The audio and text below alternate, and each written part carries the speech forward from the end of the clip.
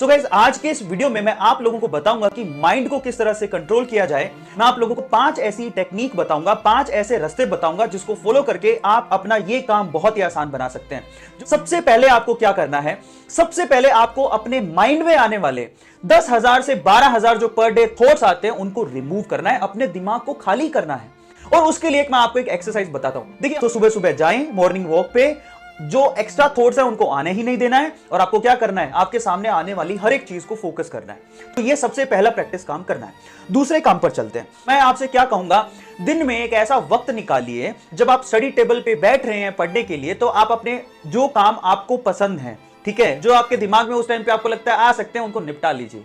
आप study table पे तब बैठे जब आपके वो सारे शौक पूरे हो जाए। मैं आपसे बहुत ही फ्रीक्वेंटली बात बोल रहा हूं, इसलिए नाइट का जो टाइम होता है स्पेशली 9 to 12, 9 बजे से लेके 12 बजे तक, जिसमें मुझे लगता है कि आपको ना घर से बाहर जाने की जरूरत पड़ती है, ना दोस्तों से मिलने की जरूरत पड़ती है। 9 to 12 का जो टाइम होता है, basically 8 to 12 is very good time. वो 4 घंटे आपको कंप्लीटली आपको फेवर कर सकते हैं, जिसमें मुझे लगता है खाना वाना खा के घूम के 8 से 8:30 बजे तक बैठ के 12 बजे तक आपको पढ़ाई करनी है। उससे पहले तक अपने सारे छोटे मोटे काम निपटा लीजिए जो आपके दिमाग में आ रहे हैं, जैसे कि खाना खाना, सॉन्ग सुनना, दोस्त से मिलना, वो निपटा लीजिए जिससे वो दिमाग में आए ही नहीं। रिलैक्स होकर बैठेंगे तो स्टडी करने में ज्यादा मजा आता है। तो अपने जो ऐसे काम जो आपके दिमाग को डाइवर्ट कर सकते हैं, बेसिकली उनको निपटा लीजिए।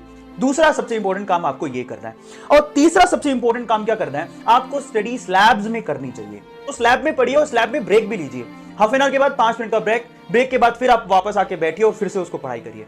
सो ये तीसरा स्टेप है जो आपको करना है, ठीक है, स्लैब्स में पढ़ाई करें। That is so much important. अब चलते हैं चौथी सबसे इंपॉर्टेंट चीज पर, और वो क्या है, कॉन्सेप्ट को विजुअलाइज कीजिए। रट्टाफिकेशन को बंद कर दीजिए। आप जितना चीजों को विजुअलाइज करोगे, अपनी लाइफ से जोड़ के देखोगे, उतना ही चीजें ज्यादा समझ में आते हैं। इवन साइंटिफिक जितनी भी चीजें हैं वो आपकी लाइफ से रिलेटेड है। अगर आपके सामने कोई नई चीज आ रही है तो उसको अपनी लाइफ से रिलेट करके देखिए, उसको विजुअलाइज करने की कोशिश करिए। आपका माइंड विजुअलाइज चीजों पर ज्यादा काम करता है एज कंपेयर टू रट्टाफिकेशन। तो आप रट्टा मत मारिए। That is so much important. Makes it not the least most important पांचवा स्टेप क्या है, डीप ब्रीदिंग करना। That is so much important. जब हाफ एन आवर का ब्रेक ले रहे हैं तो उस 5 मिनट में आपको सिर्फ खाने के लिए किचन में नहीं जाना है, आपको कम से कम 7 से 8 बार डीप ब्रीदिंग करनी है, लाइक दिस।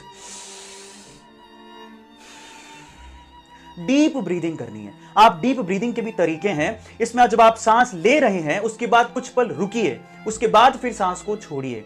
इससे होता कुछ यूं है कि आपके माइंड में कंप्लीटली प्रॉपर तरीके से ऑक्सीजन पहुंचता है और उसकी वजह से आपका माइंड का स्ट्रेंथ इंक्रीज होता है।